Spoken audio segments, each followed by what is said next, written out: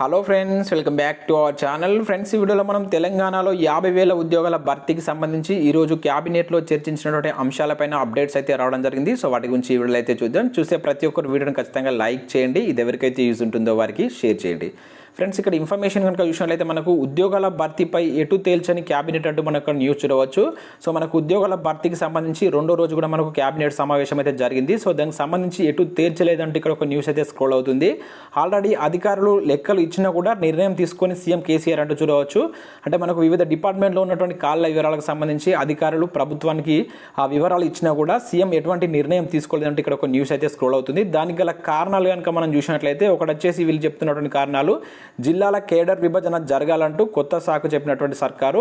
ఇంకా అదే కాకుండా ఉద్యోగ సంఘాలు అడిగాయనేటువంటి సాకు కూడా చెప్తున్నట్లు ఇక్కడ ఒక న్యూస్ రావచ్చు. ఉద్యోగ సంఘాలు అడిగాయనే పేరుతోటి మరికొంత జాప్యం అంటూ మనకు ఒక న్యూస్ అయితే స్క్రోల్ అవుతుంది.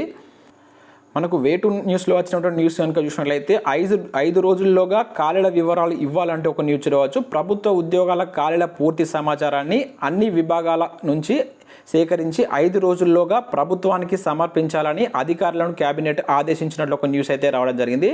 మార్పులకు అనుగుణంగా వినూత్న రీతిలో ఉద్యోగ కల్పన అవసరమని, అందుకు సరికొత్త పోస్టులు అవసరమని తెలిపింది. ఆంధ్ర నుంచి వచ్చే ఉద్యోగులందరినీ కలుపుకొని ఇంకా మిగిలిన ఉన్నటువంటి ఖాళీలను సత్వరమే గుర్తించి క్యాబినెట్ సబ్ కమిటీకి నివేదిక అందజేయాలని చెప్పేసి ఇక్కడ ఆదేశించినట్లు క్యాబినెట్ ఆదేశించినట్టు న్యూస్ అయితే ఇక్కడ మనకు ఒక న్యూస్ అయితే రావడం జరిగింది.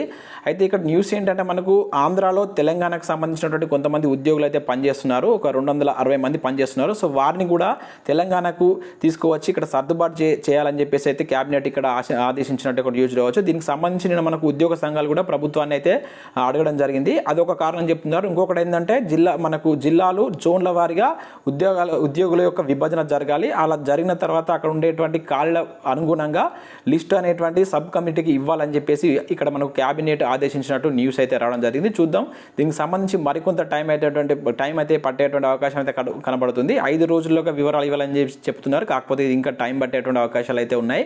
ఇది ఫ్రెండ్స్ మనకు ఈ రోజు జరిగినటువంటి updates. So thanks for watching this video. Thank you everyone.